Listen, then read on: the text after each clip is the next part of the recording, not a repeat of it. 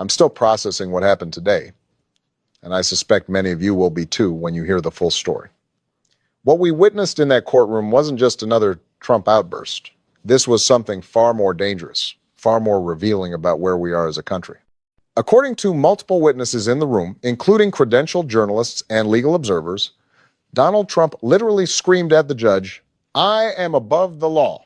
Now, the exact words may vary slightly depending on which source you consult, but the message was crystal clear, and it should terrify every American who believes in the rule of law.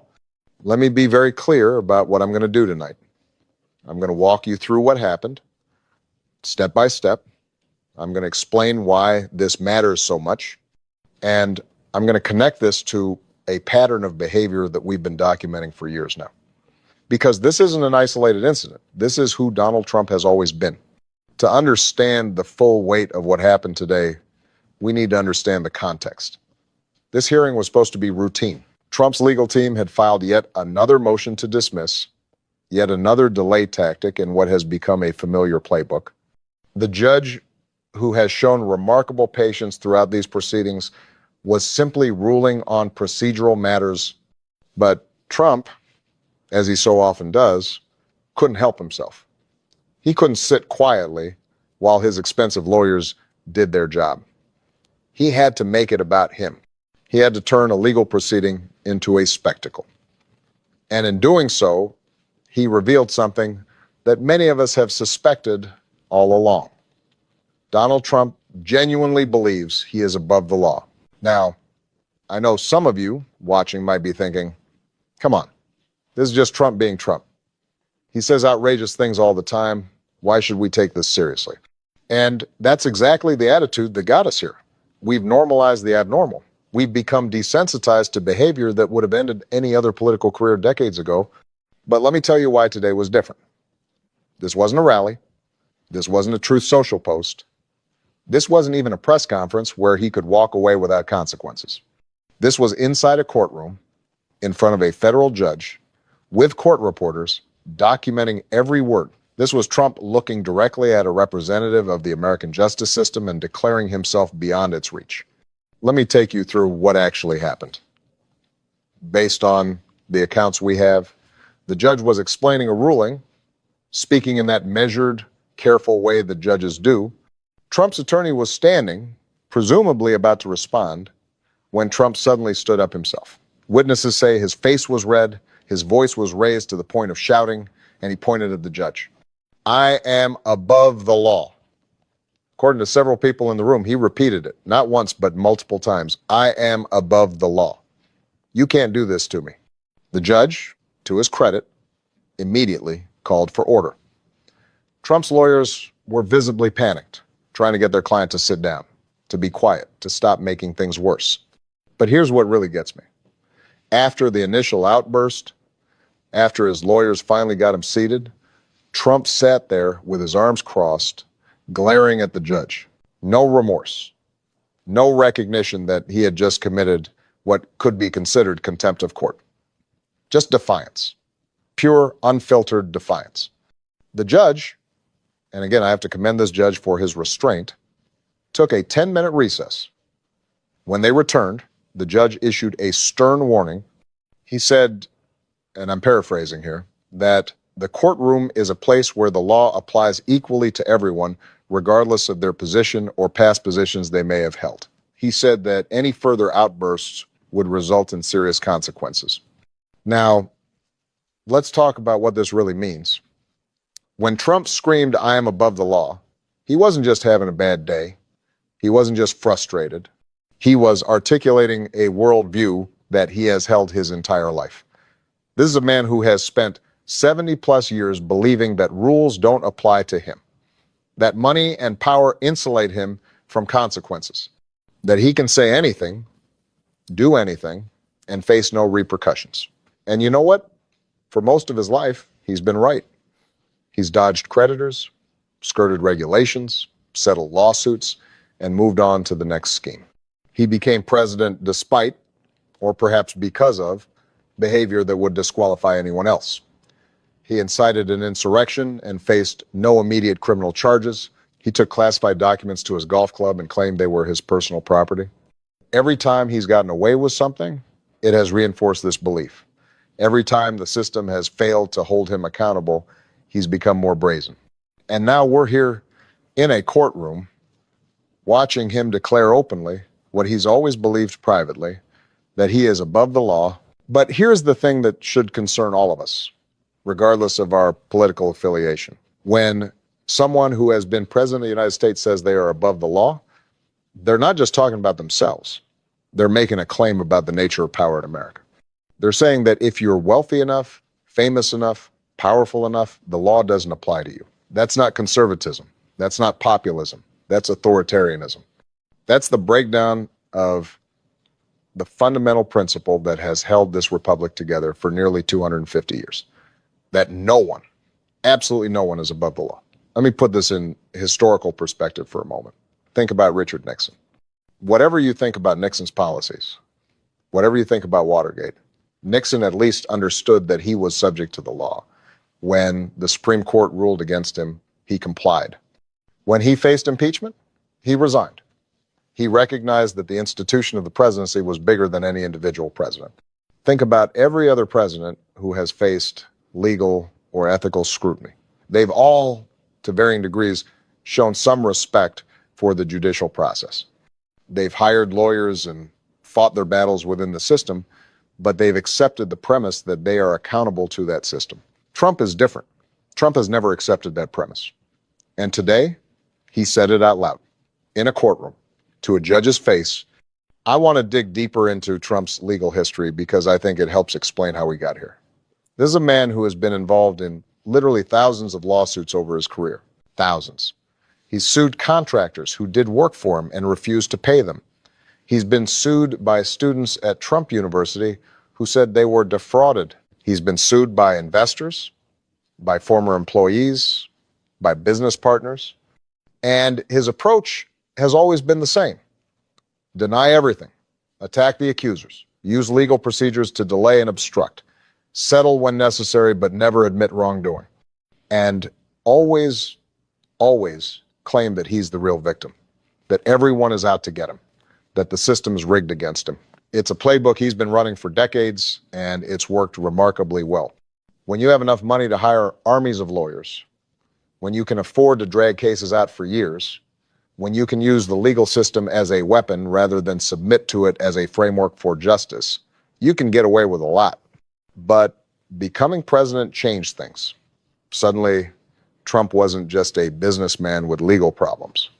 He was a public official, subject to congressional oversight, to special counsels, to a level of scrutiny that even his wealth and his lawyers couldn't completely shield him from.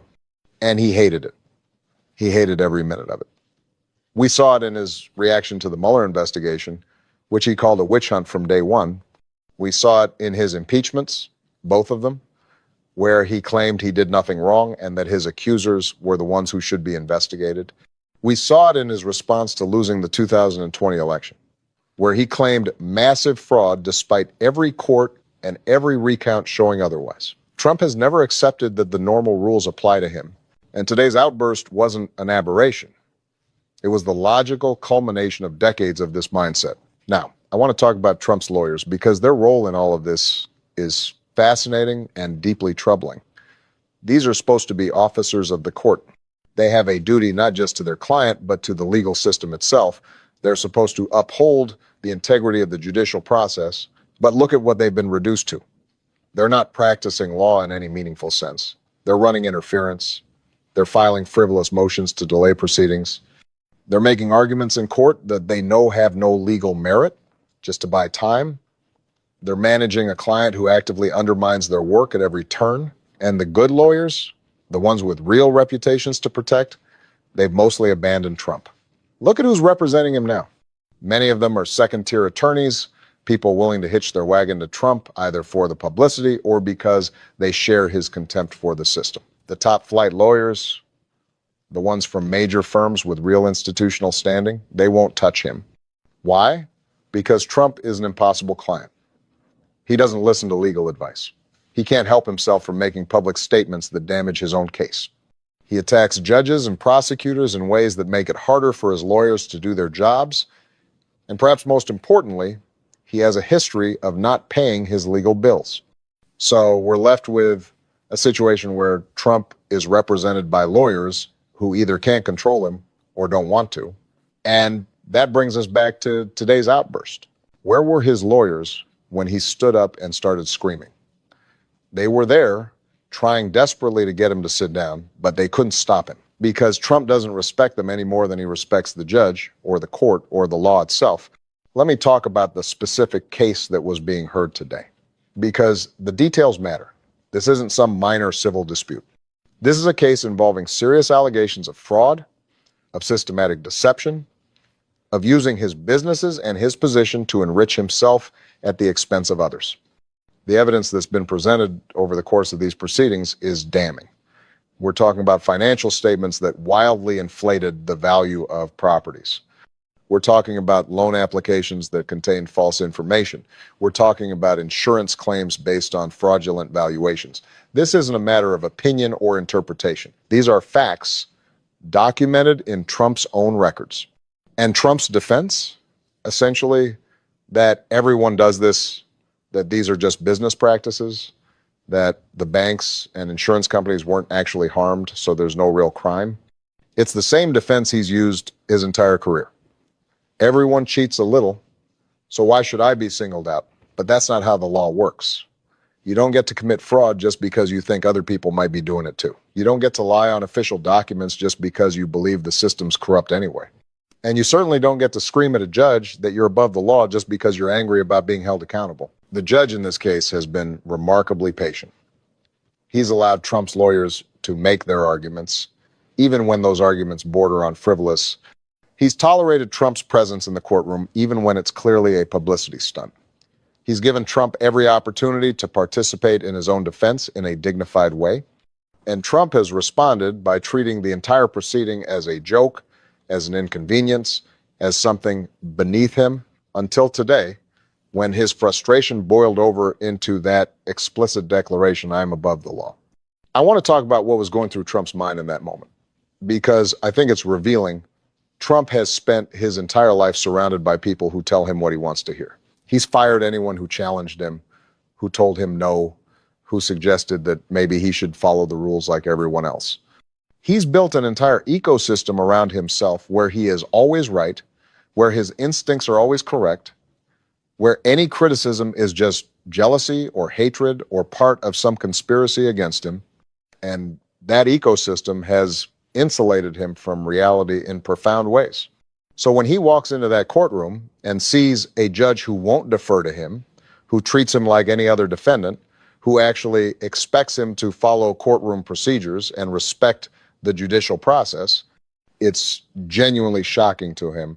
How dare this judge, this civil servant, presume to have authority over Donald Trump? That's what was behind today's outburst. It wasn't just anger. It was genuine bewilderment that the system wasn't bending to his will. It was disbelief that he was actually being held accountable. And it was a desperate assertion of what he truly believes, that he is different, that he is special, that the rules that govern ordinary people don't apply to him. Now let's talk about the broader pattern here, because today's incident doesn't exist in isolation. Trump has been attacking the judicial system for years now. He's called judges who rule against him biased, corrupt, appointed by his enemies. He's attacked the integrity of the courts themselves, claiming they're rigged, that justice in America is a two-tiered system designed to protect Democrats and punish Republicans. And here's the really insidious part. By constantly attacking the courts, by undermining public confidence in the judicial system, Trump is making it harder for judges to do their jobs. If a judge rules against Trump, his supporters immediately assume it's political. If a judge holds Trump accountable, they're accused of being part of the deep state. This is a classic authoritarian tactic. You attack the institutions of democracy, you undermine public faith and shared sources of truth and authority, and you create a situation where your followers only believe you. Everyone else is lying. Everyone else is corrupt. Everyone else is part of the conspiracy. Only you are telling the truth. And it's working. We see it in polling. A huge percentage of Republicans now say they don't trust the courts. Don't trust the FBI. Don't trust the Department of Justice.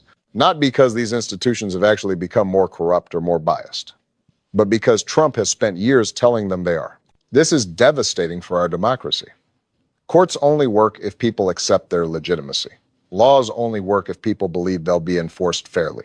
The entire system depends on a shared acceptance that these institutions, while imperfect, are operating in good faith according to established rules. Trump is destroying that shared acceptance. And today's outburst, his declaration that he is above the law, is the logical endpoint of this campaign of institutional destruction. Let me connect this to something broader, something that goes beyond Trump himself. We're living through a crisis of democratic governance around the world. In country after country, we're seeing the rise of leaders who claim to speak for the people while actually undermining democratic institutions. They attack the press, they attack the courts, they attack any institution that might serve as a check on their power. And they all use the same playbook. They claim the system is rigged. They claim they're the only ones who can fix it.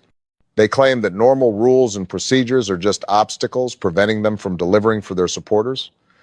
They promise strength, decisiveness, action unconstrained by bureaucracy or legal niceties. Trump fits this pattern perfectly. He's not an aberration.